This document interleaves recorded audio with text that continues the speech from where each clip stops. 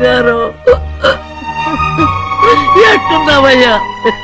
బాగున్నావా? నిన్ను చూసి ఎన్నేళ్ళయిందయ్యా. నువ్వు వస్తున్నావని ఒక్క ఉత్తరం ముఖ రాస్తే నేను స్టేషన్కి వచ్చేదాన్ని కదా. నవ్వుతావెందుకయ్యా? నేను అన్నది రైల్వే స్టేషన్, నువ్వు ఉండే స్టేషన్ కాదు. నువ్వు ఉండే స్టేషన్కి అయ్యగారు తప్ప ఎవరూ రాకూడదని చెప్పేమట్టుగా.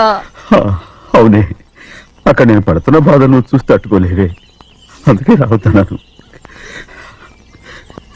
ఏమ్మా నువ్వెట్టాగున్నావే? నాకేం తక్కువయ్యా. నువ్వెట్టా చూసుకున్నావో నన్ను నీ కొడుకు అట్టగా చూసుకుంటున్నాడు. వాళ్ళలోనే నిన్ను చూసుకుంటున్నా. ఓసారి చూడాలనిపిస్తుంది. ఎవరిని? నా బిడ్డని. దానికేంట్రా? రా, నీ కొడుకు నువ్వు చూసుకోవటానికి నన్ను అడుగుతావేంట్రా? మరి ఆడు నీ మీద కొంచెం కోపంగా ఉన్నాడయ్యా. ఇప్పుడు చూసే కంటే 4 రోజుల తర్వాత.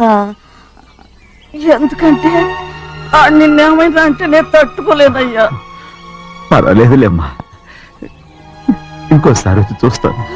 శివాద్రి, నీ బాధ నాకు తెలుసయ్యా. బిడ్డను చూడాలని ఎంతో ఆశతో వచ్చావు.